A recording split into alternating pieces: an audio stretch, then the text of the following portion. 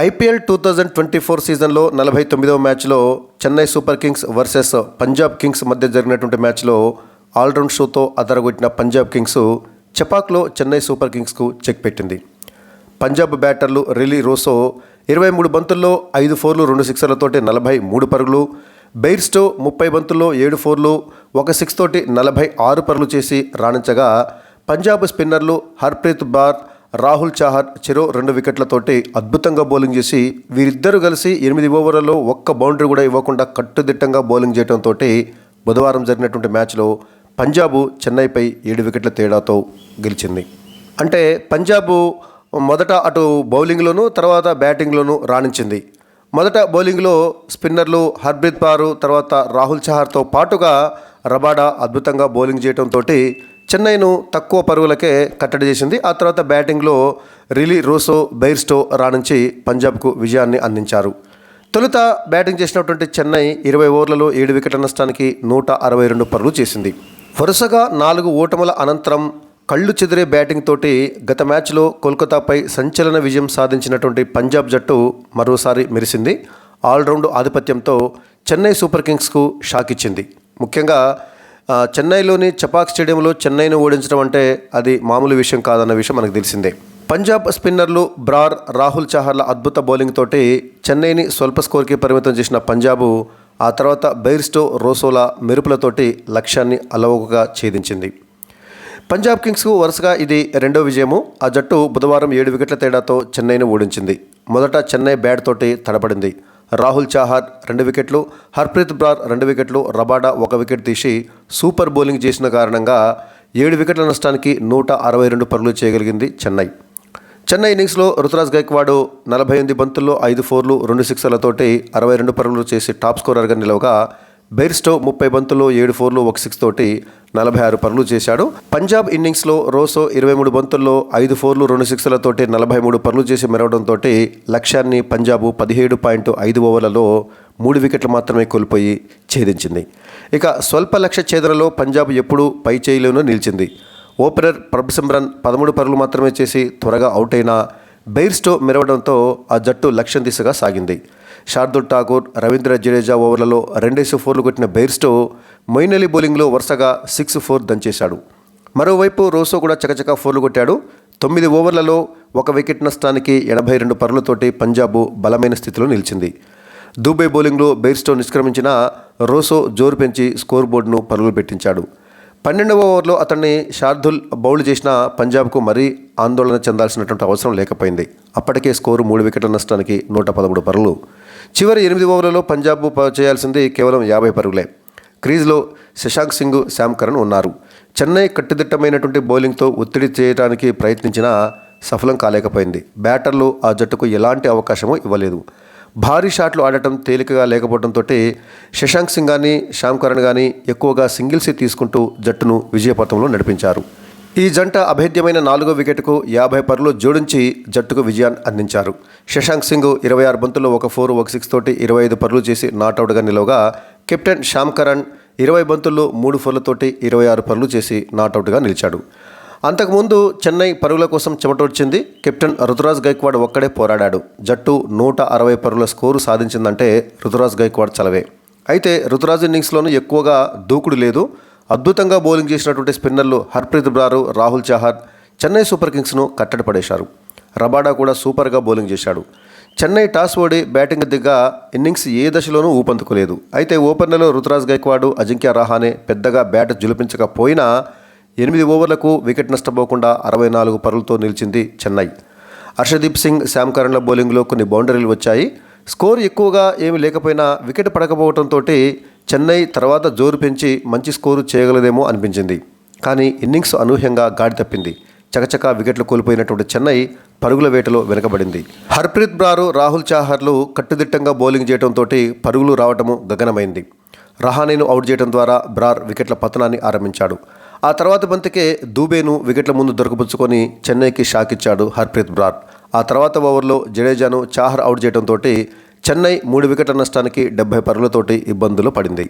రుతురాజ్ గైక్వాడ్ నిలిచాడు, కానీ వికెట్లు పోవడంతో ఎక్కువగా షాట్లాడేందుకు ప్రయత్నించలేదు. స్పిన్నర్లు హర్ప్రీత్ బ్రార్, రాహుల్ చహార్ 7వ ఓవర్ నుంచి 13వ ఓవర్ మధ్య ఒక్క బౌండరీ కూడా ఇవ్వకపోవడం విశేషం. ఇంపాక్ట్ ప్లేయర్గా వచ్చినటువంటి సమీర్ రిజ్వీతో కలిసి రుతురాజ్ గైక్వాడ్ 4వ వికెట్కు 37 పరుగులు జోడించాడు. తను ఎదుర్కొన్నటువంటి తొలి 42 బంతుల్లో 45 పరుగులే చేశాడు రుతురాజ్ గైక్వాడ్. అయితే ఇన్నింగ్స్ 17వ ఓవర్లో కాస్త బ్యాట్ జిలిపించాడు. శామ్ కరణ్ బౌలింగ్లో వరుసగా 4-6 కొట్టినటువంటి రుతురాజ్ గైక్వాడ్ తన హాఫ్ సెంచరీని పూర్తి చేసుకున్నాడు. ఆ తర్వాతి ఓవర్లో మొయిన్ అలీ 6-4 కొట్టినా కూడా రుతురాజ్ గైక్వాడ్ అవుట్ అయ్యాడు. 19వ ఓవర్లో 3 పరుగులు ఇచ్చినటువంటి రాహుల్ చహార్ మొయిన్ అలీని వెనక్కి పంపాడు. ఆఖరి ఓవర్లో ఓ 4-6 కొట్టినటువంటి ధోని చివరి బంతికి రన్అట్ అయ్యాడు. ఈ టోర్నీలో ధోని అవుట్ కావడం ఇదే తొలిసారి.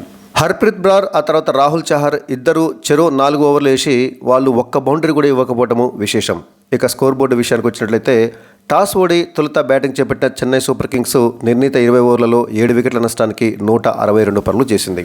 ఆ జట్టు ఓపెనర్లు పర్వాలేదనిపించారు. అయితే వేగంగా పరుగులు చేయడంలో మాత్రము విఫలమయ్యారు. అజింక్య రహానే 24 బంతులు ఎదుర్కొని 5 ఫోర్లతోటి 29 పరుగులు చేసి హర్ప్రీత్ బ్రార్ బౌలింగ్లో రోసోకి క్యాచ్ ఇచ్చి అవుట్ అయ్యాడు. ఇక మరొక ఓపెనర్ కెప్టెన్ రుతురాజ్ గైక్వాడ్ 48 బంతులు ఎదుర్కొని 5 ఫోర్లు 2 సిక్స్లతోటి 62 పరుగులు చేసి హర్షదీప్ సింగ్ బౌలింగ్లో బౌల్డ్ కావడం జరిగింది. వీరిద్దరూ కలిసి తొలి వికెట్కు 64 పరుగులు జోడించిన వేగంగా పరుగులు చేయడంలో మాత్రం విఫలమయ్యారు. ఇక వన్ డౌన్ బ్యాటర్గా వచ్చినటువంటి శివం దూబే తను ఎదుర్కొన్నటువంటి తొలి బంతికే హర్ప్రీత్ బ్రార్ బౌలింగ్లో ఎల్బీడబ్ల్యూగా అవుట్ అయ్యి డకౌట్ కావడం జరిగింది.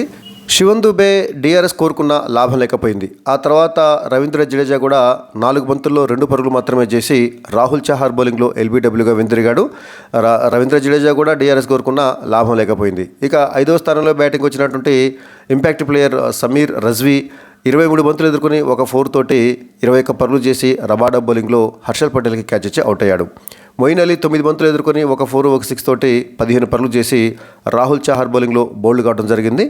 ఇక మహేంద్ర సింగ్ ధోని 11 బంతులు ఎదుర్కొని ఒక 4 ఒక 6 తోటి 14 పరుగులు చేసి ఇన్నింగ్స్ చివరి బంతికి రన్అట్ కావడం జరిగింది. అంటే డబుల్ రన్ తీసేటటువంటి క్రమంలో ఒక పరుగు పూర్తి చేసిన తర్వాత 2వ పరుగు తీసే క్రమంలో రన్అట్ కావడం జరిగింది. ఇక డారెల్ మిచెల్ ఒక బంతి ఎదుర్కొని ఒక పరుగు చేసి నాట్అవుట్గా నిలవడం జరిగింది. దీంతో చెన్నై సూపర్ కింగ్స్ 20 ఓవర్లలో 7 వికెట్ల నష్టానికి 162 పరుగులు చేసింది. ఇక పంజాబ్ బౌలర్లు అందరూ కూడా సమిష్టిగా రాణించారని చెప్పాలి. హర్ప్రీత్ బ్రార్, రాహుల్ చహార్ వీళ్ళిద్దరూ అద్భుతమైనటువంటి బౌలింగ్ను ప్రదర్శించారు. ఓవర్కి సగటున 4 చొప్పున మాత్రమే పరుగులు ఇస్తూ కీలకమైనటువంటి 4 వికెట్లు తీశారు. ఇంతకుముందు చెప్పుకున్నట్టుగానే వీరిద్దరు కూడా కనీసం ఒక్క బౌండరీ కూడా ఇవ్వకపోవడం గమనార్హం. రబాడా కూడా చక్కటి బౌలింగ్ ప్రదర్శించాడు. 4 ఓవర్లు వేసినటువంటి రబాడా 23 పరుగులు ఇచ్చి ఒక వికెట్ తీశాడు. అంటే ఓవర్కి 5.8 చొప్పున పరుగులు ఇవ్వడం అనేది జరిగింది. ఒక హర్షదీప్ సింగ్ మాత్రము ధారాళంగా పరుగులు ఇచ్చాడు. ఒక వికెట్ తీసినటువంటి హర్షదీప్ సింగ్ ఓవర్కి 13 పరుగులు చొప్పున సమర్పించుకోవడం జరిగింది. ఇక ఒకే ఒక ఓవర్ వేసినటువంటి హర్షల్ పటేల్ 12 పరుగులు ఇవ్వడం అనేది జరిగింది. ఇక 163 పరుగుల విజయ లక్ష్యంతో బ్యాటింగ్ ప్రారంభించినటువంటి పంజాబ్ కింగ్స్కి మంచి ఆరంభమే దక్కింది. ఓపెనర్ ప్రభ్ సిమ్రన్ త్వరగానే అవుట్ అయినప్పటికీ ఆ తర్వాత బైర్స్టో, రౌసో కలిసి దాదాపుగా పంజాబ్ విజయాన్ని ఖాయం చేశారు. ప్రభ్ సిమ్రన్ 10 బంతులు ఎదుర్కొని ఒక 4 ఒక 6 తోటి 13 పరుగులు చేసి రిచర్డ్ గ్లీసన్ బౌలింగ్లో రుతురాజ్ గైక్వాడ్కి క్యాచ్ ఇచ్చి అవుట్ అయ్యాడు.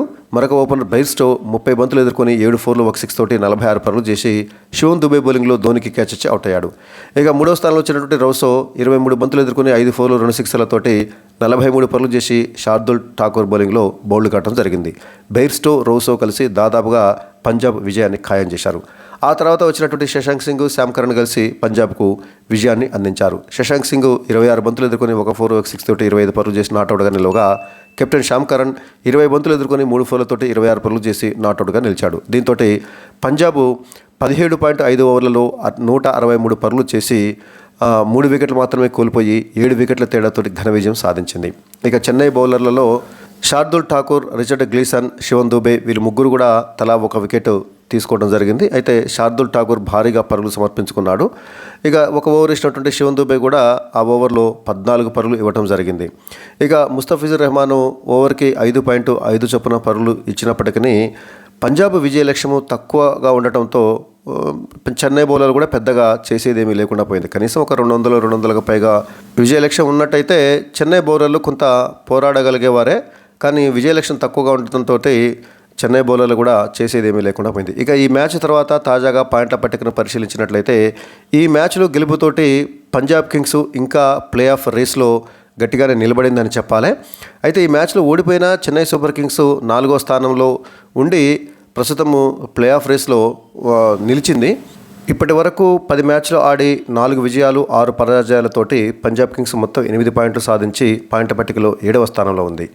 ఇక ఈ మ్యాచ్లో ఓడిపోయిన చెన్నై సూపర్ కింగ్స్ ఇప్పటివరకు 10 మ్యాచ్లు ఆడి 5 విజయాలు 5 పరాజయాలతోటి మొత్తం 10 పాయింట్లు సాధించి ప్రస్తుతము 4వ స్థానంలో కొనసాగుతుంది.